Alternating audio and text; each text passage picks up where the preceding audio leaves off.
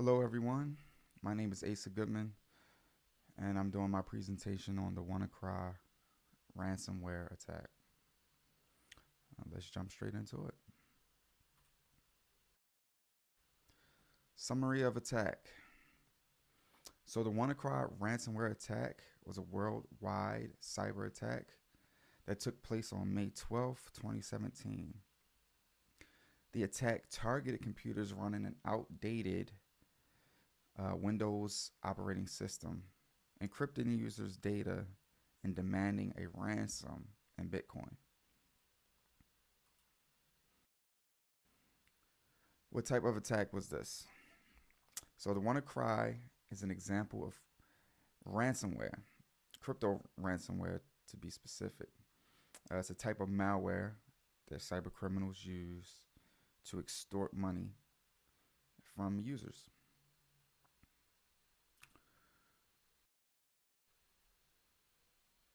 So here I have a heat map that displays from 0 day to day one, really just in between like the first 24 hours.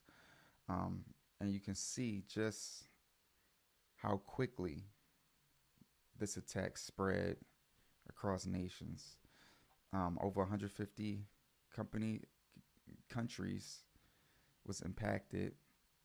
One of the first affected was a Spanish mobile company in Spain, Telefoncia, and a third of national health services in the UK were affected, meaning on the site, on the job, on the spot, people were getting their surgeries canceled. They even were reports that ambulances were being rerouted in the middle of service. So this was a pretty severe attack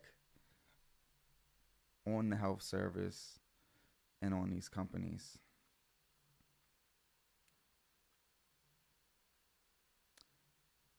Yeah, the heat map, it really displays a wildfire of infection. Let's keep moving. So how were you attacked? The WannaCry virus spreads through computers operating in an outdated version of Microsoft Windows, specifically Windows 7, Windows Server, and anything 2008 or older via the Eternal Blue exploit. So this was not a phishing attempt. You did not have to click a link to uh, to get this virus. You just had to be on the network to get the virus. There was no clicking involved.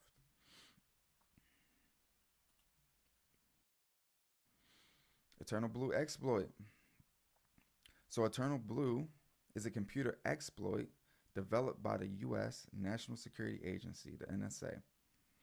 It was actually stolen and leaked by the Shadow Brokers hacker group on April 2017,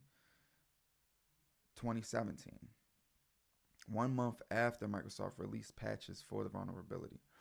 So this Eternal Blue vulnerability was stolen from the NSA and put on the black market or whatever market, and was used to create this attack. This was the meat and potatoes of the attack. Okay, and then we have the common vulnerabilities and exposures number here at the bottom, the CVE 2017-0144. But let's dive a little deeper into it. So Eternal Blue, explain. So Eternal Blue takes advantage of a vulnerability in Microsoft's implementation of the SMB protocol, Server Message Block Protocol.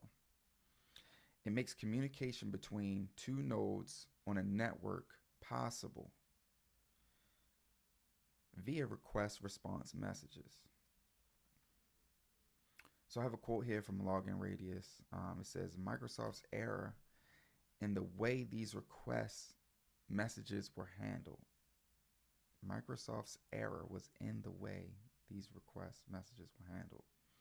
So an attacker was able to set a buffer overflow in motion, making the execution of unsigned code possible. Okay, and once again, this was on Windows 7, Windows Server in 2008 and older. So if you updated the computer, you know, within that 2-month window that Microsoft put out the patch, you don't have to worry about it. But anybody that kept the Windows 7, 2008 older, and they didn't update, they were open to this attack. So who was responsible? It is believed by the United States and the United Kingdom that a group from North Korea called the Luraris Group was behind the attack. So the Department of Justice has claimed the group as part of the North Korean government, which is a pretty big claim, especially if North Korea has denied any involvement. So the DOJ is saying, hey, no, your government, if this group is a part of North Korea, then your government attacked the world, essentially. So right here, we actually have a screenshot of what this ransomware looks like. Right at the top, we have, oops, your files have been encrypted. Imagine coming to work and seeing that. So this is what it is. You would log in or try to log onto your computer, and they give you a prompt to pay in Bitcoin. So attackers demanded 300 in Bitcoin to decrypt files. If payment was not met within the given time frame, the price would double. The price would double, and this is per computer. Per computer on a network. Everybody is hit with this message, not just one out of their office. So yeah, this is pretty interesting stuff here. So Bitcoin, why did they even choose that? So hackers were able to steal around $50,000 worth of Bitcoin during the duration of the attack. The price of Bitcoin at the time of the attack was $18.95 for one. For one Bitcoin, it was $18.95. Today's price for Bitcoin, for one, is $43,216 at time of recording.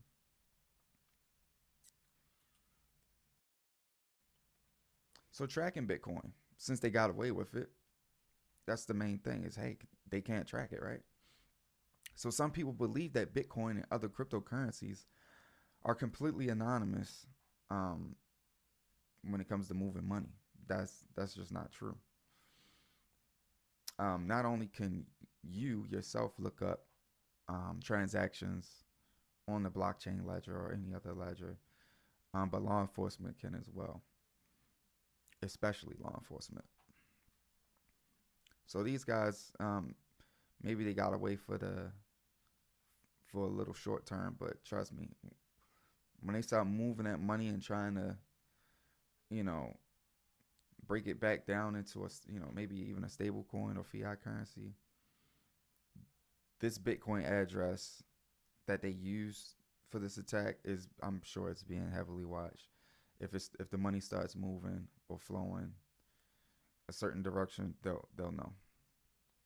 So it's just not true that if you do things in Bitcoin that you're off the grid. You're very much on the grid.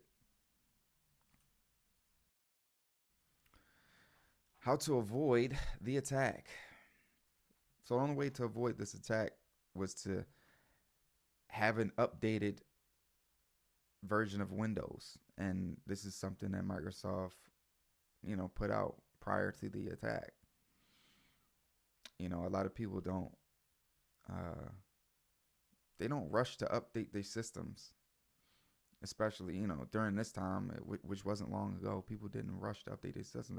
I still don't believe people rush to update their systems, but it's really important if you're in the industry to always have your systems up to date daily, regularly.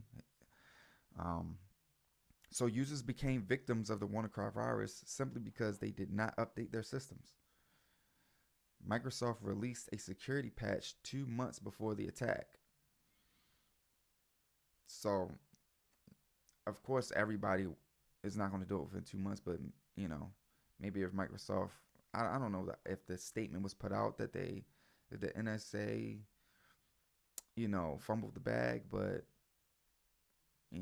they put out the patch 2 months in advance. They probably should have put out a very clear sign that, hey, this could be bad if in the wrong hands, and we see the results of that. So next we have a timeline here. So the NSA tools stolen here in August of 2016. Then we have shadow brokers announce auction. They announced the auction in January. Microsoft learns that weapons have been stolen and will be leaked.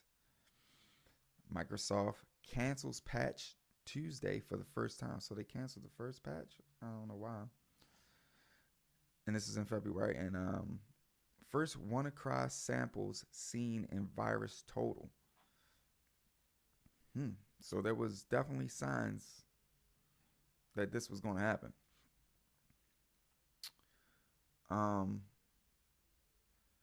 Soros introduces mail generic S detection. I'm not really sure what that is. Then we have Microsoft releases SMB updates for supported OS. So there's your update right there in March. There's your patch. And then in May, my face is actually covering this now. I can't even see it. In May, this is when it all happened. It went down in May. So that's what that says. It went down in May, right behind me. So total attack time and damages.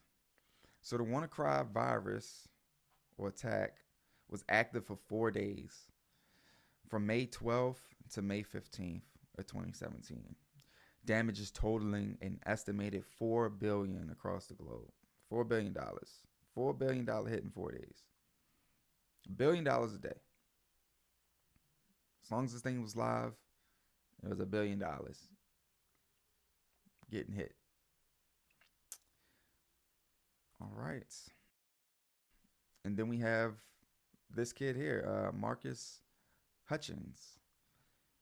He is responsible for finding the kill switch to the WannaCry virus. So we have here, also known online as Malware Tech. This is a British computer security researcher known for finding the kill switch and stopping one of the biggest ransomware attacks in internet history. Yeah, this is the guy. The industry recognizes him for stopping the attack. And from what I've read, he did it in his room. He wasn't at like some super laboratory. He did it from home. And with that, I say thank you for listening and watching.